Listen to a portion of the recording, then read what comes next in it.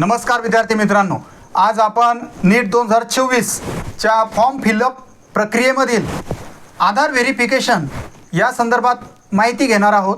जसे की आज NTA ने एक कोटेशन नोटीस टाकलेली आहे वेबसाईटवर की काही विद्यार्थ्यांनी आधार व्हेरिफिकेशन करताना चूक केलेली आहे. तर आधार आता या मागील वर्षी जो फॉर्म भरत होतो आपण आणि यावर्षी थोडा बदल झालेला आहे. तर मागील वर्षी किंवा या अगोदर आधार व्हेरिफिकेशन ही प्रक्रियाच नव्हती. यावर्षी काय झालं, NTA नं आधार व्हेरिफिकेशन ही प्रक्रिया लागू केलेली आहे आणि कंपल्सरी केलेली आहे. आधार व्हेरिफिकेशन ही प्रक्रिया कंपल्सरीच केलेली आहे. तर आधार व्हेरिफिकेशन आपण कोणकोणत्या माध्यमातून करू शकतो, तर ज्या ज्या ठिकाणी आपलं आधार बायोमेट्रिक जे आपण आधार काढलेलं आहे UIDAIचं, तर ते आधार जिथे जिथे लिंक आहे तिथून आपण ते काढू शकतो, करू शकतो. तर आपला आधार कुठे कुठे लिंक आहे, तर आता 12वीच्या विद्यार्थ्यांचं बहुधा आधार हे कुठेच लिंक नसतं. काही क्वचित विद्यार्थ्यांचे असतात. जसं की आपण पॅन कार्ड काढतो, पॅन कार्ड काढताना आधार आपण लिंक केलेलं असतं. म्हणजे पॅनवरून सुद्धा आपण NTA नीट 2024चा अर्ज करू शकतो, बरोबर. त्यानंतर आधार हे आपलं डिजिलॉकरला लिंक असते. डिजिलॉकर आता विद्यार्थ्यांचे काहींचे असतात, काहींचे नसतात, ती गोष्ट वेगळी. पण डिजिलॉकरने सुद्धा आपण आधार व्हेरिफिकेशन करून अर्ज करू शकतो, बरोबर. त्यानंतर राहिलं ABCID.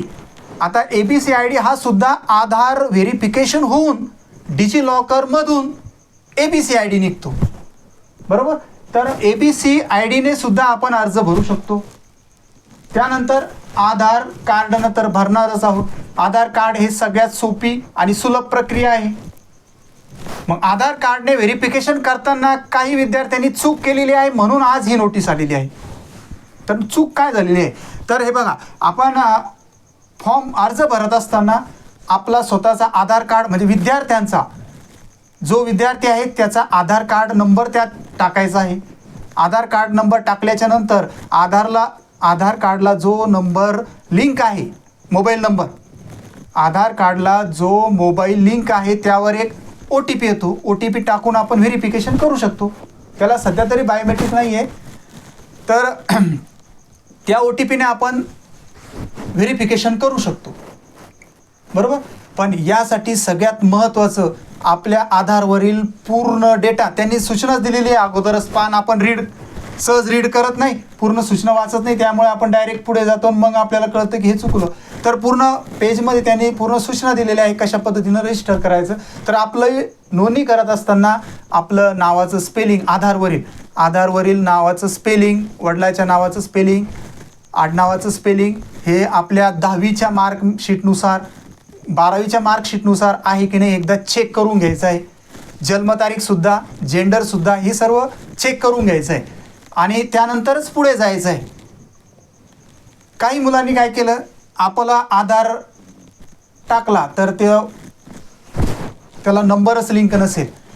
आधार कार्डला त्यांचा नंबर लिंक नसल्यामुळं काय केलं त्यांनी, घरातील इतर कुणाचा आधार नंबर त्यामध्ये टाकला, तो OTP घेतला आणि फॉर्म विद्यार्थ्याचा भरला. म्हणजे अशी प्रक्रिया ही थोडी चुकीची झाली. म्हणजे बायोमेट्रिक एका विद्यार्थ्याचं झालं किंवा एका व्यक्तीचं झालं आणि फॉर्म हा एका व्यक्तीचा भरला गेला. तर ही अडचण तुम्हाला येऊ शकते पुढे. म्हणून त्यांनी आज नोटीस टाकलेली आहे की ज्या विद्यार्थ्यांनी असं केले असेल त्यांनी तात्काळ आपला आधार व्हेरिफिकेशन योग्य पद्धतीने करावं आणि त्याची लिंकसुद्धा परत येऊ शकते. तर अजून तरी काही आलेली नाही आहे. तर आल्यावर तुम्ही ते ज्यांची चुकले असेल त्यांनी ते करून घ्यायचे आहे. तर आपल्या इथे म्हणजे श्री इन्फोटेक कम्प्युटर टेंभुर्णी येथे भरलेले सर्व अर्ज योग्य आहे, क्लिअर आहे, कुणाचाही रॉंग झालेला आहे किंवा चुकलेलं नाही. ज्यांचं कुणाचं चुकलेलं आहे, तर काही बरेचसे लोक काय करतात, यूट्यूबचे व्हिडिओ पाहतात किंवा इकडे तिकडे, मग ते फोन करतात की असं झालं तसं झालं. तर आपल्याकडील कुणाचंही रॉंग झालेलं नाही, आपण योग्य पद्धतीनंच केलेलं आहे, ओके. तर ज्यांचं झालं असेल त्यांना ते करावं लागणार आहे. बायोमेट्रिक त्याला ऑप्शन नाही आहे यावर्षी, फक्त आधारला मोबाईल नंबर लिंक करावा लागतो. तर ज्यांचं नसेल त्यांनी अगोदर लिंक करायचा, नंतरच मग अर्ज करायचा, ओके. तर हे करणं गरजेचं आहे, कंपल्सरी आहे. तर त्यासाठी आज ती सूचना आलेली आहे, मी ग्रुपवर सुद्धा टाकलेली आहे. तर तुम्ही ती वाचून घ्या, ओके. काही अडचण असली, काही शंका असल्या तर तुम्ही विचारू शकता, इथे येऊन भेट देऊ शकता. ओके, काही नवीन चेंजेस आले तर तुम्हाला मी आपल्या ग्रुपच्या माध्यमातून सांगेलच. ओके, धन्यवाद.